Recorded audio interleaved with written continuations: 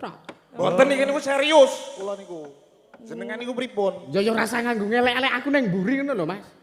Wah, iki elek pripun, elek. Sampeyan iki ngene, dhisik tak eret-eret, tak eneng-eneng gedhekke aku. Nggih. Nalikane zaman perjuangan. Nggih. Bareng saiki wis dadi sampean melu nabuhi aku. Lah kok sampean tanpa taliwara kok ning mburi kok nganu aku ngene. Mbok nggih digelar digulung to, Dik Yusuf.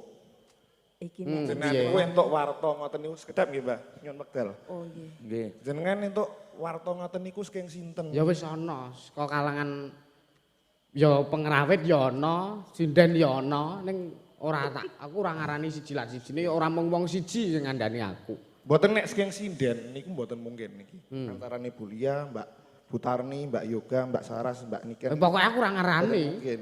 Sing mungkin cedak kalih jenengan niku Ming Mega. Ya aku ora ngarani. Saiki intine ngene aku wae, ora Dik, ngarani. jenengan pirang-pirang dino iki tak waspadake jenengan iki ulate rada beda karo biasane. Ora Jenengan iki digorok. masalah nopo?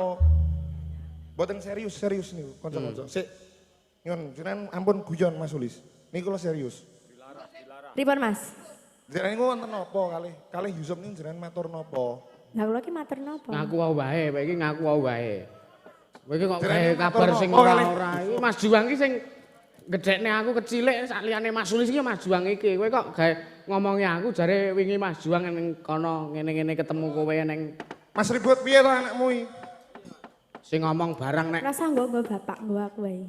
Iki kayak mendang rampung kok dikerekke ditung nang mburi iki nak tanggapane masalah do dienggo koyongin Mas. Mboten piye? urusan Mas, mboten urusan. Iki Nek sampean urusan tak urus iki mergo anakku kowe urusane karo aku. mergane niki pun uding kula punan. Kula niku pun dibacut remuk diundang teng panggung. Amula niku Kene Mbah Wal. Wong sepuh disepuhke aja mung tuwa-tuwane ngampas melu ngewangi. nganti cuwil HP ku asu. Wis. Sik, kosik.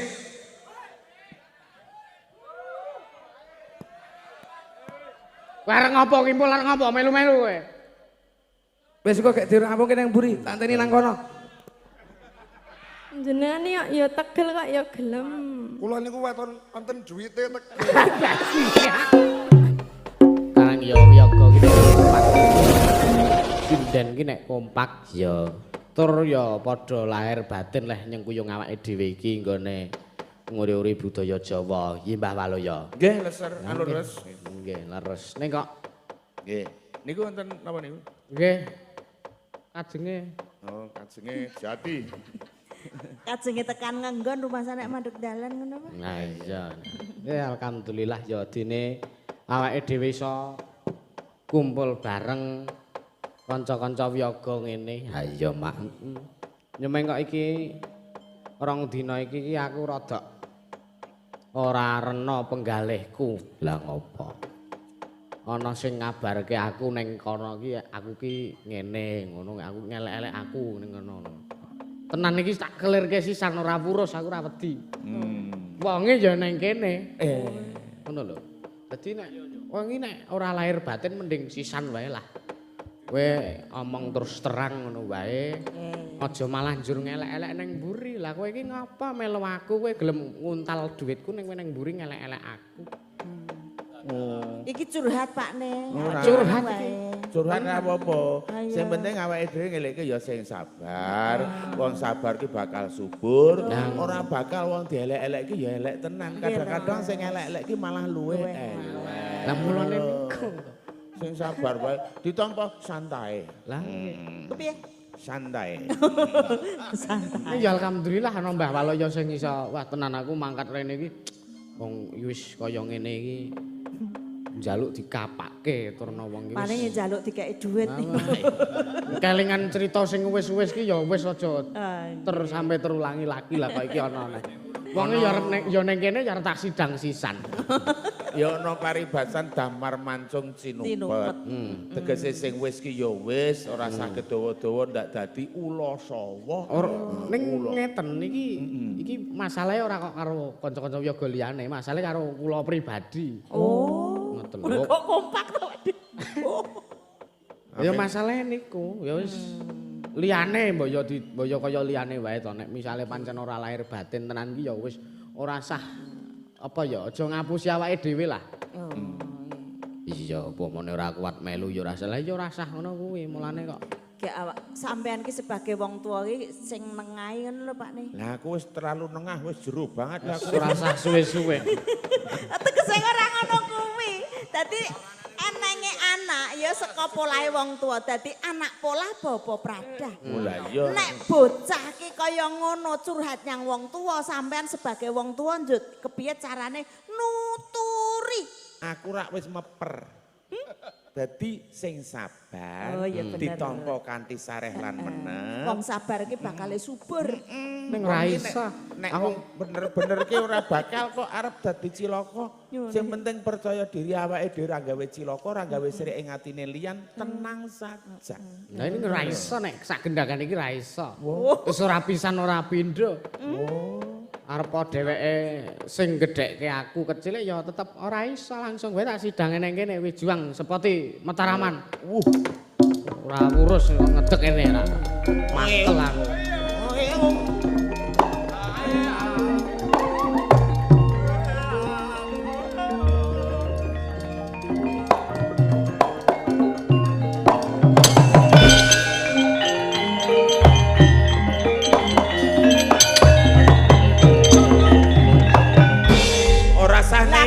Mungsuhe ya gur kaya uncek.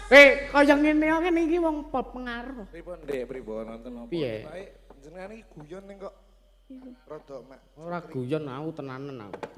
Wis karepmu saiki arepe ya iki nuwun sewu aku ora kok ngejeni mergo iki aku lagi emosi ya emosi. Emosi ora Boten kandhang. kita ngeten Dik, soalé teng paklirane jenengan kula gatek-gatekke. Ket wau jenengan sengkuni nyemoni kula e. Apa niku? Ayo aku ra ndi mengarah rono. Pripun jenengan? Ya nek yo arep ngono kene aku nyemoni sampean. Guyon ning panggung mergo kaya nek sampean disebrakan ning ku ora masalah, aku ora tau nagih. Nek ning panggung tak kelirke aku nagih-nagih ngono kae. Ki yo gur sekedar panggung tok. Boten iki niku serius kula niku. Jenengan niku pripun? Ya yo rasa nganggo ngelek-elek aku ning mburi ngono lho, Mas. Wah, iki Ngelek-elek pripun? Ngelek. Sampean iki ngene, dhisik tak eret-eret, tak eneng-eneng gedhekke aku. Nggih. Kalikane zaman perjuangan. Nggih. Bareng saiki wis dadi sampean melu nabuhi aku. Lah kok sampean tanpa tali wara kok ning mburi kok nganu aku ngene. Mbok nggih digelar digulung to, Dik Yusuf. Iki nek. Jenengan niku entuk warta ngoten niku sekedap nggih, Mbah. Nyun wekdal. Oh nggih. nggih. Jenengan entuk warta ngoten niku saking sinten? Ya wis ana, saka kalangan ya pengrawit ya ana, sinden ya ana, ning ora tak aku ora ngarani siji lan sijine ya ora mung wong siji sing ngandani aku. Mboten nek saking sinden niku mboten mungkin niki. Antarane Bu Lia, Mbak Butarni, Mbak Yoga, Mbak Saras, Mbak Niken. Pokoke aku ora ngarani. Mungkin. Sing mungkin cedak kalih jenengan niku Ming Mega. Ya aku ora ngarani. Saiki intine ngene aku wae ora Dik, ngarani. jenengan pirang-pirang dino iki tak waspadake jenengan iki ulate rada beda karo biasane. Ora Jenengan digorok. masalah nopo? Mboten serius niku kanca-kanca. Sik nyun jenengan ampun guyon Mas Ulis. Niku kula serius. Pripun Mas? Jenengan niku wonten napa kalih Yusuf niku jenengan matur napa? Lah kula ki matur napa? Ngaku wae, kowe iki ngaku wae. Kowe iki kok Jenengan gawe matur kabar sing napa, ora-ora. Iki Mas Juang iki sing gedhekne aku kecilik sak liyane Mas Sulis iki Mas Juang iki. Kowe kok gawe ngomongi aku jare wingi Mas Juang ning kono ngene-ngene ketemu kowe ning Mas ribut piye to anakmu iki? sing ngomong barang nek Rasa nggo bapak nggo aku wae. karepe kok doarak Aku kebanget. ngomong apa ya? Mboten jenengan matur apa saiki jujur mawon kalih. Dik Lah Yusuf. matur napa? Jenengan Lak jeneng lak ya dur-duran to, ora mungkin to ya nek arep matur sik neko-neko. Lah nyatane kowe ngundangke aku ning campur sari nek Juang ki karo aku ora Mas Juang ki karo aku. Mongko aku ya nek ngono kae iki ya gur guyon, maka jare baper mergo tak guyone perkara sebrakan. Oh, berarti wingi-wingi wonten guyon sing ngoten nika jenengan to. Kayak kula jenengan matur Dik Yusuf nek kula ora trima napa pripun ngoten to. Aja suwe-suwe selak. Iki penonton ki do emosi. Iki ngene. Ngenteni. Nek perkara iki aja goreng panggung, iki ditanggap tenanan. Ya tak Mergane kula pun kadung teng mriki niku pun kadung wirang. Lah wirang aku to. Ora sak takon saiki jajal iki Lah kepiye. jenengan ki gadah bukti mboten Mas kok waten. Duwe iki cete batu Soalnya nek kuntal. liya-liyane niku mboten mungkin, liya-liyane mboten mungkin. Sing mungkin cedak Lah kalih Dik jenengan Yusuf niku saged ming mutusi jenengan. harusnya ada bukti dong. Jenengan saged mutusi ada bukti. Monggo, pundi buktine? Kula angsal nonton. Wis ngene wae. Iki gek mendang rampung kok dikerekke ditung nang mburi. Iki tanggapane masalah do dienggo koyo ngene. Mas Mboten urusan Mas, mboten urusan. Iki nek sampeyan urusan tak urus iki mergo anakku kowe urusane karo aku. mergane niki pun uding kula punen. Kula niku pun dibacut remuk diundang teng panggung. Mula niku Kene Mbah Wal. Wong sepuh disepuhke aja mung tuwa-tuwane ngampas melu ngewangi. nanti cuwil HP ku asu. Wis. Sik, kok sik.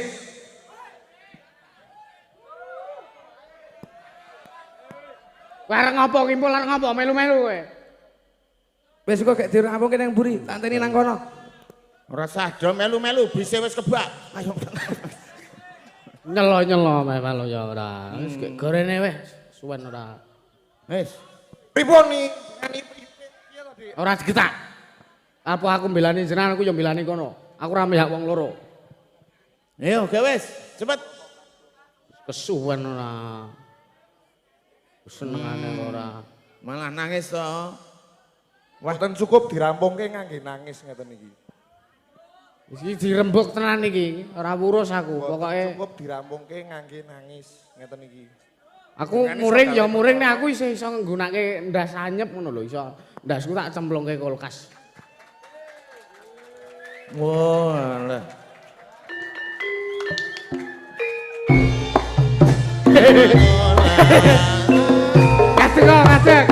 Kadeko.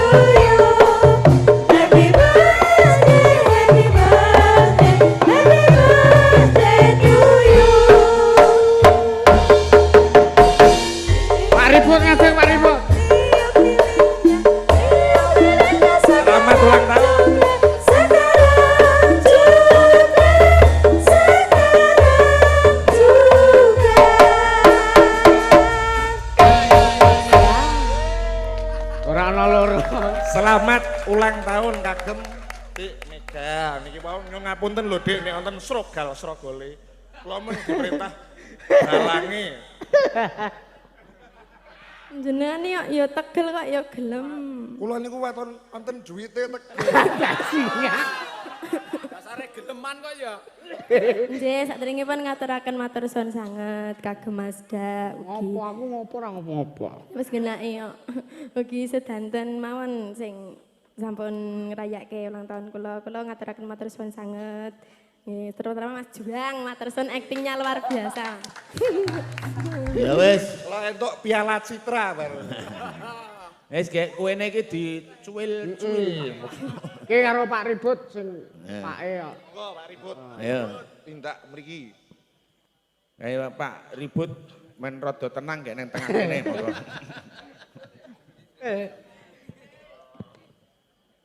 Iya ya wis ora makane iki aja njur ngono kuwi. Tak kira ki tenan lah dalange nganggo misuh-misuh barang. Nggih. Ayo serius ae ngene iki lho. Sepindah malih kula ngaturaken panduwun ingkang pepindhan khususipun saking Ansor Laras Sugi Masda Nggih. lan sedan pawon ingkang saestu ngepreng niki kula nangis saestu. Karena napa giniatipun nguriri budaya ternyata ada prank yang luar biasa, mudah-mudahan menjadikan anak saya lebih untuk meningkatkan kesannya. Nggih, amin. Matur nuwun. Nggih. Iya, Iki nggih terima kasih. saking keluarga besar Trah Mbah Wongso Ikrama menika ugi mengucapkan selamat ulang tahun buat Mbak Mega yang Matur sembah nuwun. ke-15. Nggih, semoga Mbak Mega ya sehat selalu, sukses. Pokoknya doa terbaik. Amin. Ngaten. Nek kula dhewe ya ora ndongake sesuk nek ning omah wae urusane. Goragi terane, goragi umur 15 isik kurang 2 tahun 17. Ngarep kadung ngenteni sebrakane Juang mulih. Nggih. Ayo. Niki Dek Yusuf niki wau Nggih. kula acting nggih pun tenanan. Lah nggih. Ya. Kula le muring ya tenanan. Acting wit tenanan yo dipikir Monggo, tambahane. pangertosanipun. Niki penonton pun kebacut do sengit kalih kula. Ora ngene dosane.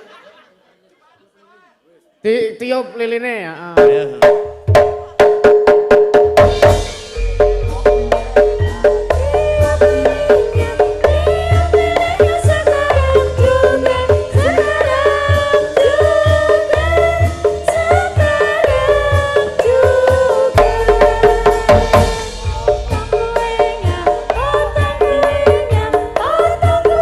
Selamat untuk Mega.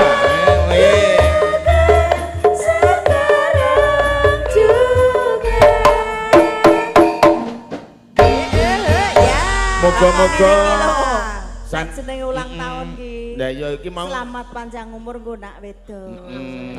ngiris roti lah aku ki ulang tahun malah ngiris poman. Aku jane pengen lho kok gaweke ngono iki Pak Amdina gur gudangan wae. Ora apa-apa lah sing wong Jawa ki anggere ndrok Jawa karo gudangan godhong turi cukup. Ayo dipotong rotine terus dibagekke ning pake dhisik dhewe terus kanca-kanca kuwi akeh rotine. Wis men bagi-bagi sik awake dhewe lungguh kene. Nek Ora entuk upamane bagian. bagi-bagi karo nembang ora bagi-bagi nyanyi. Pisone ora ana. Mboten enten. Nggih. Kula Ya. ndredeg, tasih ndredeg, Mbak. Ora apa-apa. Ora Nduk. apa-apa no, oh ya karang Wis. kahanan. Lah le mendelik iki. Gur ben gayeng-gayeng iki mau. Nek kae ora mendelik kae aman kae rada keturunan Cina. Nya iki pusaka setan kubur nya dienggo. Nah, nggo Hati-hati. hati-hati. Nah, wis gek Masa gres-gres. dhisik apa ya sing sepuh sik kowe iki. Mazda separo sing gedhe kuwi kon ngentekke. Ah teneh aku njur Oke, wah brenge masuk banget iki mau sih. Wah, apik tenan aktinge ya. Juang, wah tenan. Ora Juang. dibabiti waktu penonton lho ge mau ngantian juang. Maune balang tenan ngono apik jane. ayo nyelo-nyelo kok ya. Ayo cepet, Duk. Nah, oke. Kasihkan bapake apa kasihkan sapa? Monggo sak kepenake atimu. Nah. Nah, Sok kimpul anggere bunuh kimpul. nah ya. Oke, nah sing sepisan iki roti utawa kue dienggo sapa? Kanggo sik tukang nyeblak mawon. Sapa? Mas Juang. Ya, untuk juang entuk sak pro rolase roti monggo. Cilik juang wae kethokane cilik wae wis gedhe awake kok. Wis ora apa-apa. Heeh. Pasti. Terus bar iki sapa meneh? Iki sing keduman roti rasa ndredeg ora dipotong. Ora. Terus ayah tercinta. Ayah sik, tercinta, no. Pak Ribut Waidi. Ribut wae di. Bawa Ruyo rasa kok gatekke. Ora. Sden. Kok tak Aku- gawekne dhewe tekan omah. Aku trimo triwul karo apa wis apa. Aku angger mangan roti iki malah mules. Yo. Oke, sinambi bagi roti. Santai wae iki lagi jam setengah Ayo. siji kok. Ora apa-apa maksudnya, ayo. Limbukan iki tekan setengah 4. Tengah piro? Setengah 4. Kabare jam 5. Ya, wis. Kadek malah Bapak kaya nih, bakul roti. Wah, ling ngiris kok iso padha ki apa bakul roti apa piye dasar? Ya paham kok. Ya. Ya. Nggih, wi kaping pindhone kula sukani bapak nggih, Pak. Ya. Matur suwun sampun bimbing kula dados mangeten niki wae kula matur suwun sanget. Karo diwelingi aja ribut wae, Nana. Nek niku pun gaweane Bu mboten saged. Wis Nggih. cetha nek ribut. Nggih. Ya. Ora. Aja ngomong ibu pripun ta, Pak? Oh. Ora. Ayo kek tulungin nah, ya. Nggih, matur suwun. Pisane tak weling yen nduk jenenge roti. Sorot ki center iki kudu sediring hati-hati mula nek sik peteng center ana golek ana sing apik sing ndi sing elek dibuang. Wow. Seniman kudu tetek tanggon. Aja niru Mbak Niken ning lagune ditiru apik. Ya. Maksudnya Mbak Niken iki jek cilik wis rabi mbiyen maksudnya ngono lho. Ya, roti disorote ngati ngono kae. Tak tukok. Ya, monggo. Sampun Mazda ki anu. Ku sendal. Bukan tuku. Cepet.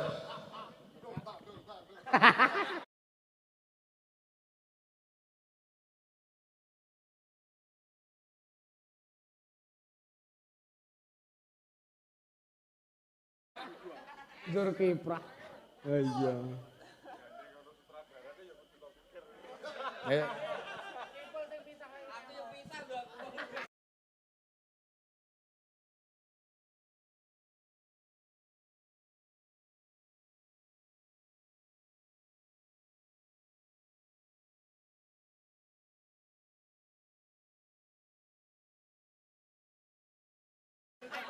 Nggih, sik kaping 3 kagem Pak Karyanto rumiyin. Oh, ya sing tuwa sik masa arek. Lah yo nek nganu ndisiki marang ora. Nek gedhe irunge. Lah nggih ture. Oh, Pak. Nggih, niki Pak Maratua. Aja ngono. Selamat panjang Saking- umur, berkah. Iki mau welinge bapakmu isih cilik kok nyebut Berkah marang selalu tuwa ya, ki Dik. piye? Dalam- Berkah selalu, semoga dalam berkarya tetap solid, kompak, dan konsisten. Ayo sesuk sapa sik ulang tahun meneh saged ngelis teng WhatsApp. Mega saking bingung arep basa mara kepiye ngono kagem mara tuwi. Mara tuwa. Ki sesuk nek ana liyane Mega sing ulang tahun, ki arep tak prank, pecat ning panggung.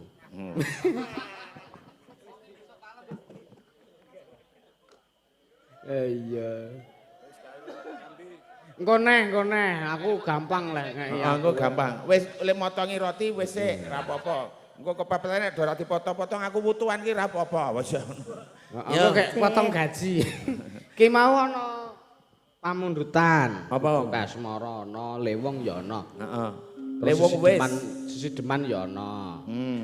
Ya arep sik ndi kowe arepan? Nggih, kula manut mawon. Oh iya, ki ya ana Banyulangit saka Banyulangit saking Pak Diman Hadi Wijayanto Tangerang. Iki diganti apa Banyulangit ora. Ya wis kok nek kowe iso banyu langit aku kok trimo banyu asasan ora apa-apa wis. Heeh. Arep nembang apa? Ya. Napa, Pak? Oh, nggih. Sing gayeng-gayeng rumiyin ta, Pak? iya. Heeh. Nggih. Lewung. Ngelewung. Nggih. Ya. Ayo Mas Kimbul. Oh, napa, Pak? Lewung.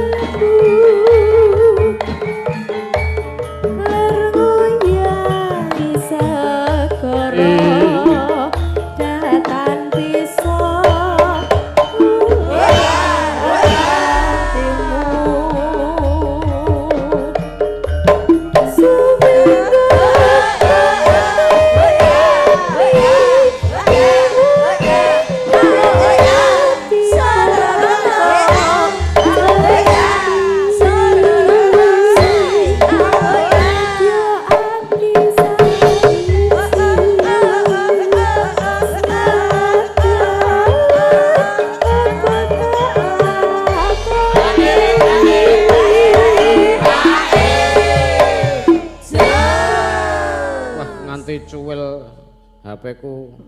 Walat tok wi. Ya ora tak cuwil-cuwil dhewe sangka emosi aku mau. Suwe-suwe kok kiwir-kiwir. Sabda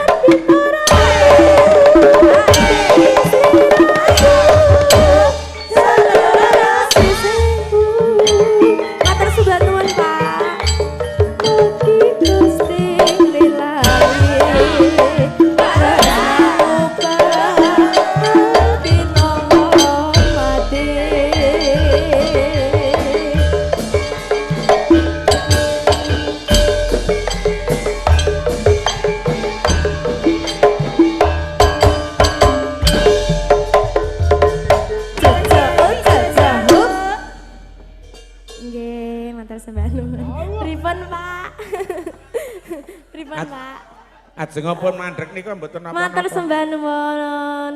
Nggih. Simbah paling asma sinten Simbah? Pak Adi. Oh, napa nggih? Nggih, matur sembah nuwun nggih Mbak, mugi-mugi berkah rezekinipun lancar. Amin. Oh, dari Sumatera. Dari Nyuwun Sumatera, ngapunten, Pak. nggih. Ya, mugi-mugi rezekinya lancar ya Pak, sehat selalu. Amin. Mugi-mugi dan Iki Mega ulang tahun sampean ora nyawer to? Ora kok sawer. Sapa? Mega iki. Mboten napa-napa Mbak, kula mangertos pipilane tesih kathah.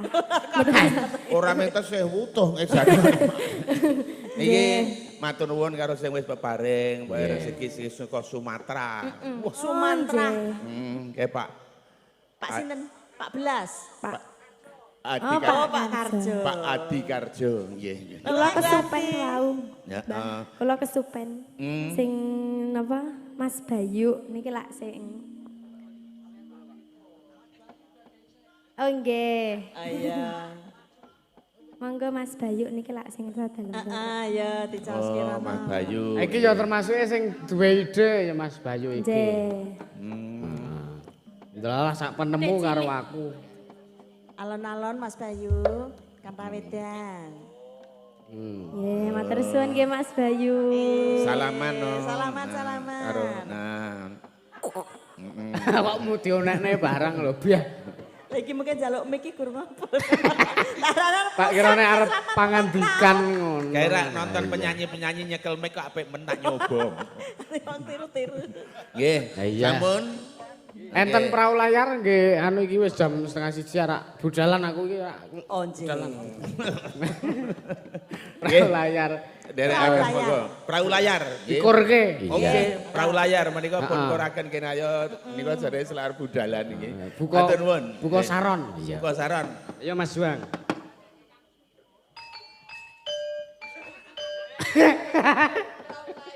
Perahu layar, Dik. Ndi 200 kae mau. Niki sanes jeruk. Potong. Meh, lah kok malah bawa mau bukamu kok jeruk Garut iku. Senengane kimpul kuwi senane ngono kuwi. Nggih ngoten niku. Niki dados ndi Mbak Cange? Nggih niki gandeng pun Yah Keter. Oh nggih. Kula tak teruske anu lakon. Nggih. Matur Bapak Ibu, terah tentu kemane wekdal menika ana paribasan Yud Suminten mlumpat cendela. Napa Cekap semanten atur kula nek bar papat terus 5 menawi lepat nyuwun pangapura. Semanten Sepisan ugi saya kula. ngrembaka. Nggih. Pokoke kula niki tak lerem sak tak marem apa wis mbuh ora rak parikan aku ya. Ndak nyaingi Mbah Maloyo. Ya, matur nuwun. Ya. Ayo budalan, Nduk. Iya.